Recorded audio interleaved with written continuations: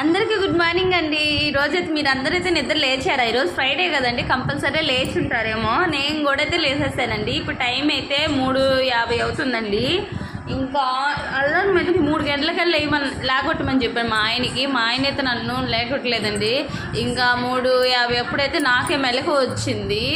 మా ఆయన లేకొట్టి మరీ అడిగాను, నన్ను ఎందుకు నిద్ర లేకొట్టలేదు అని అన్నాను. సరేలే అది పక్కన పెట్టండి, నేనైతే ముగ్గులైతే పెట్టేస్తాను కదండి, ఎలా ఉన్నాయి కామెంట్ చేయండి. అలాగే వచ్చి పూజ కూడా అయిపోయిందండి. పూజ చేస్తాను, ప్రసాదం వచ్చి పొంగల్ చేశాను. మీరేం చేశారండి ప్రసాదం కామెంట్ చేయండి. నేనైతే చాలా హ్యాపీగా ఉన్నాను. ఎందుకు చెప్పండి, ఇంట్లో పని అయిపోతే అదే కదండి హ్యాపీగా ఉంటుంది, ప్రశాంతంగా ఉండొచ్చు.